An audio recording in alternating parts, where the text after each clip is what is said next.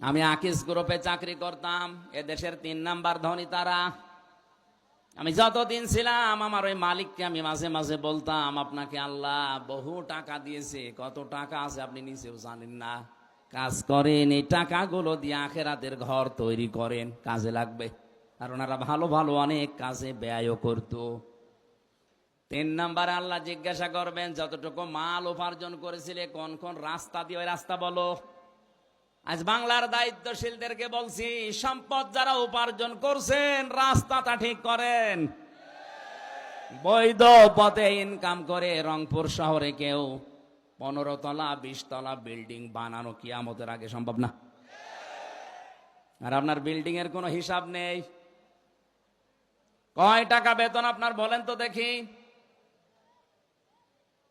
হিসাবটা খুব খেয়াল করে আপনি কোন জায়গা থেকে টাকাগুলো নিচ্ছেন।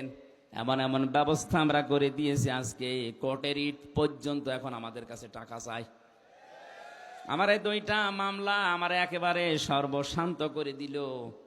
কোর্টে এখন কুষ্টিয়া থেকে ঢাকা কোর্টে গেলে কোর্টের ইটও বলে, হুজুর টাকা দিয়ে যান। আপনি রংপুর কোর্টে যাবেন, কুড়িগ্রামের কোর্টে যাবেন, এই এলাকার কোর্টে মনে হয় চাই না। টাকা উপায় করতে নিষেধ নেই, কিন্তু রাস্তাটা একটু খেয়াল রাখবেন।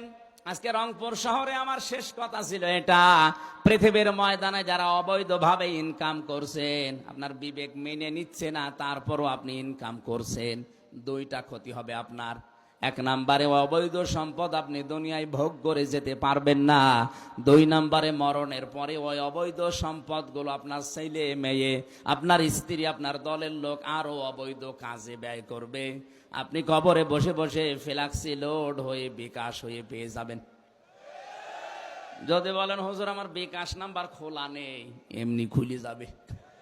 বিকাশ খোলা লাগবে? সম্পদ উপার্জনের ব্যাপারে খুব সেন্সিটিভ থাকা লাগবে। কি দরকার আপনার, কত টাকা লাগে একটা মানুষের জীবন চলতে? 4 নাম্বারে আল্লাহ বলবেন, এ টাকা কোথায় কোথায় খরচ করলি বল। কারেন্ট অনুষ্ঠান দিলে যেখানে নাচ হয়, 500 টাকা চাইলে 5000 টাকা বের করে দেন। কোরআন শিক্ষা দেওয়া হবে, কোরআন প্রচার করা হবে, 20 টাকা চাইলে 2 টাকা দাও, তার যে সিঁড়া চলে না ওইটা দেয়। লান তানালুল বিররা হাত্তা তুনফিকু মিম্মা তুহিব্বুন। আল্লাহ পাক বলেন, অতক্ষণ পর্যন্ত নেকি পাবা না যতক্ষণ তোমার মহব্বতের জিনিস আমি আল্লাহর জন্য না দেবে। এজন্য সম্পদ উপার্জন করা এবং কোথায় কোথায় খরচ করছেন, যেখানে সেখানে আনন্দের জন্য দিয়ে দিলেই হবে না। সম্পদওয়ালারা এখানে একটু খেয়াল করে দেবেন। সম্পদওয়ালাদের প্রতি আমার প্রধান উপদেশ, 1 নাম্বারে আপনি আনন্দ করবেন, কিন্তু ইসলামের ভেতরে থেকে। 2 নাম্বারে আল্লাহ পাক বলেন, অবতাগি ফীমা আতাকাল্লাহুদ দারাল আখিরা। ও বাংলাদেশের সম্পদওয়ালারা, টাকা পয়সা আল্লাহ দিয়েছে, এটা নিয়ামত মনে করে আখেরাতের ঘর তৈরি করেন। টাকাওয়ালা যারাই আছেন, আপনার টাকা দিয়ে যেন আখেরাতের ঘর তৈরি হয়।